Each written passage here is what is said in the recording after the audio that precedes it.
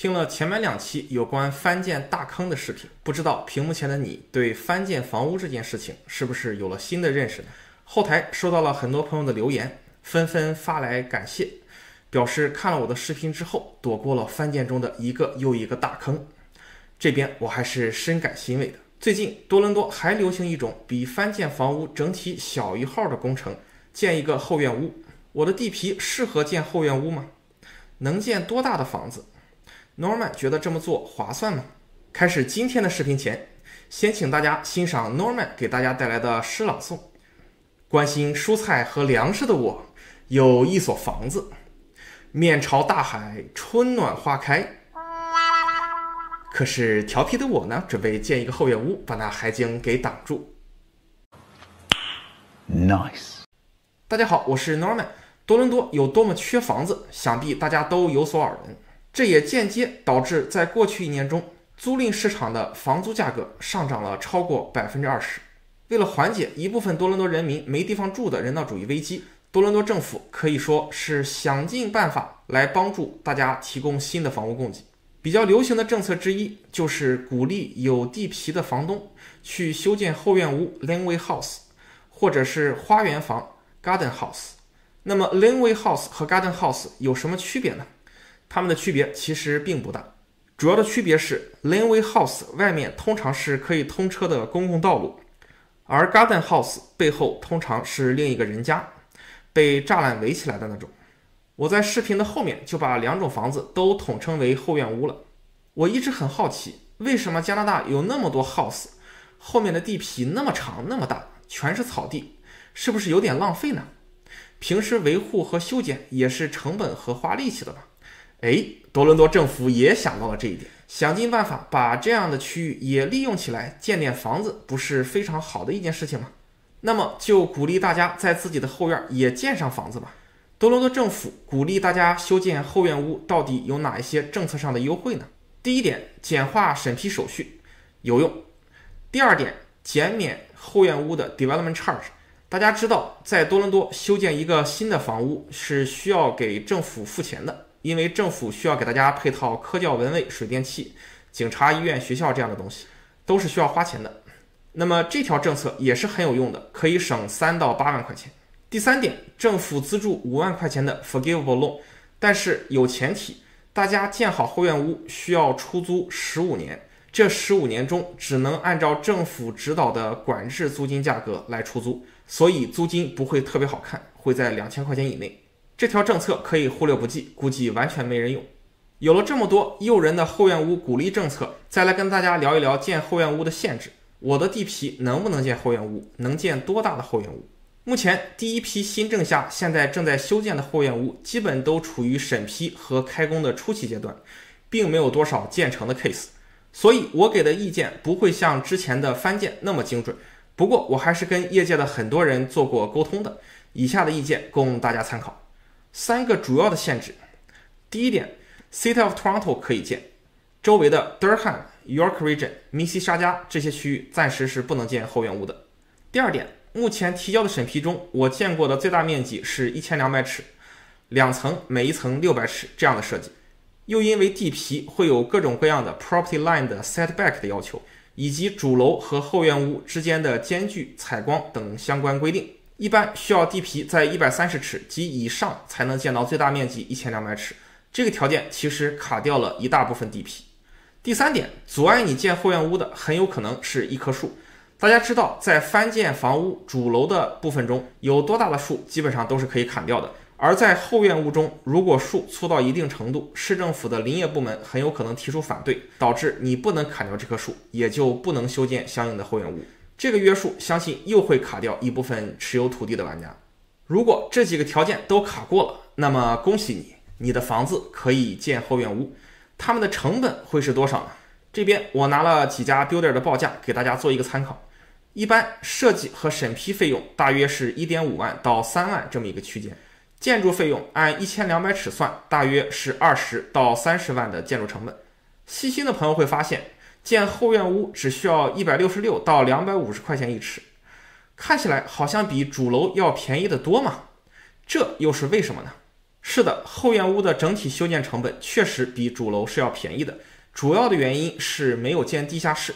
主楼的面积其实只算了地上面积，地下室也是需要成本的，那么就需要摊入地上面积。除此之外，大家在建后院屋的时候，通常不需要停水、停电、停气，用的成本也会比前院稍微档次低一点，比如前脸不会贴石头，综合起来成本就会比前面的主楼要低一些。所以我花个30来万建个1200尺的房子拿来招租，到底香不香呢？听起来这个价格比 condo 可是要便宜得多啊。我的答案是可能不太香，和翻建房子一样，很有可能赚不到钱。这也是后院屋里面最大的坑。首先，建了后院屋，前院的租金大概率会下降，毕竟花园减少了，公共空间使用的人数也上升了，自住的话也会有一些相应的影响。同时隐私性也有下降，毕竟套内多了一个邻居嘛。其次，后院屋这个产品其实并未被市场广泛接受，相比之下，我觉得喜欢租地下室的人好像反而还更多一点，地下室成了一个更容易被市场接受的产品。这边也给大家找到了几个后院屋的租赁广告，比如这个房子上市30天了还没有租掉，中间已经降过一次价格了。再比如这个房子挂了75天了还没有租掉，还有这个和这个。欢迎频道的朋友关注一下这几个房子啥时候能租掉。作为房东，做第一批吃螃蟹的小白鼠还是很有风险的呀。最后，后院屋相关的 financing 配套做得非常不到位。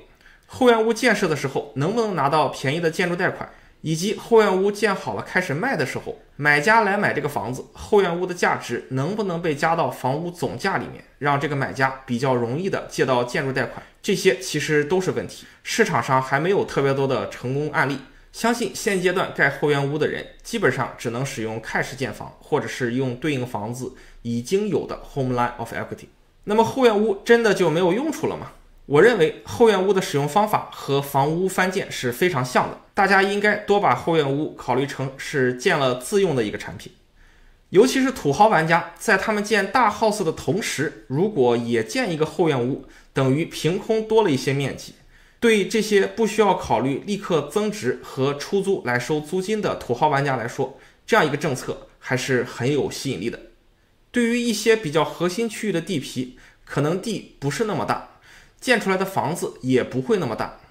当面积不够的时候，我们如果可以在后院再建1200尺的房子出来，就是很开心的事了。而且主楼和后院屋一起建，其实两边的成本都是可以继续打折的。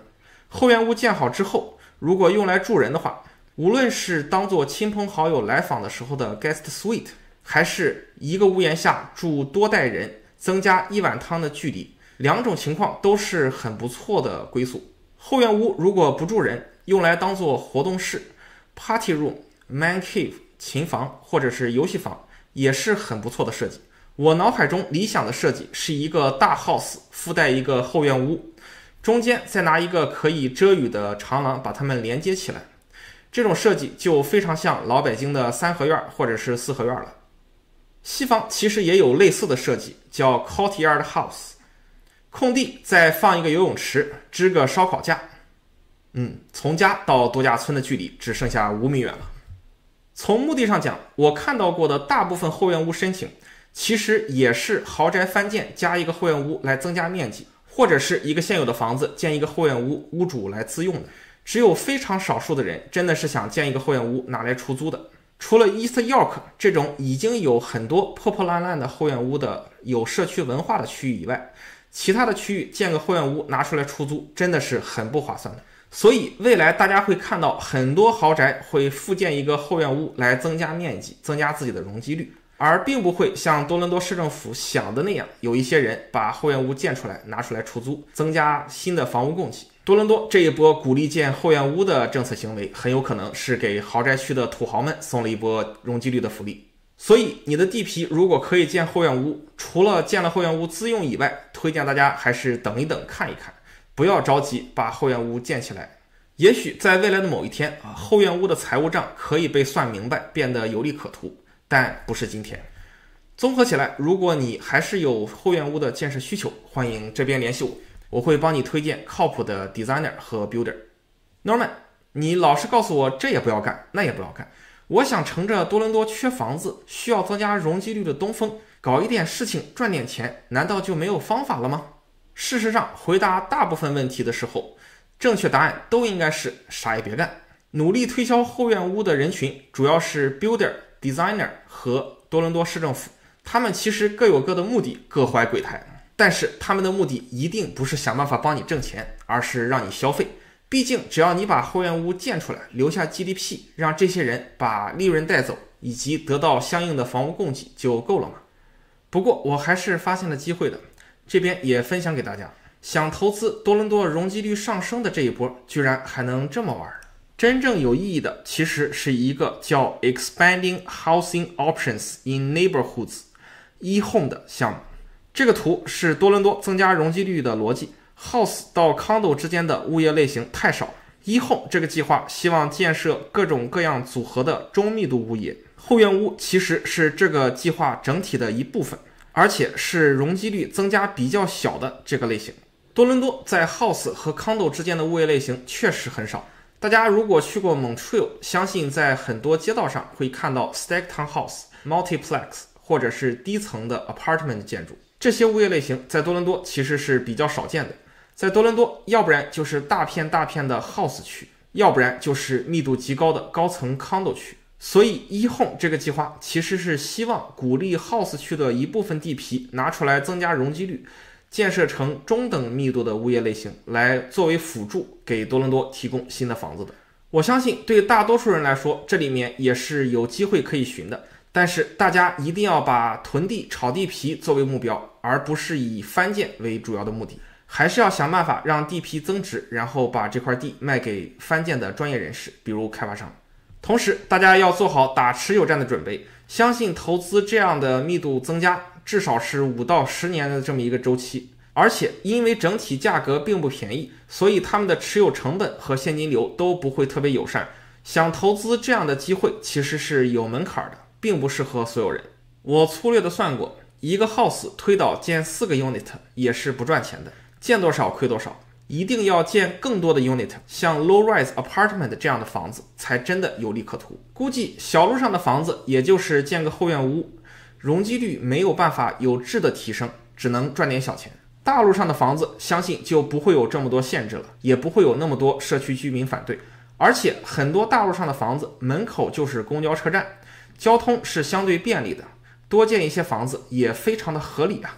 相信下一步容积率真正有较大提升空间的是大马路上的房子，买这样的房子也会有比较好的投资机会。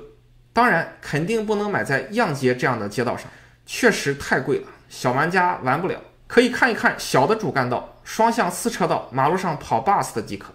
如果想建成 condo 和 house 里面缺失的这一部分里相对容积率更高的房子 low-rise apartment， 在大马路上买一块地也是不够的，需要做 land assembly， 就是把地块拼在一起。大家只要遵守这个策略去买大马路上的地块，无论最后能不能拼在一起，其实都是 OK 的。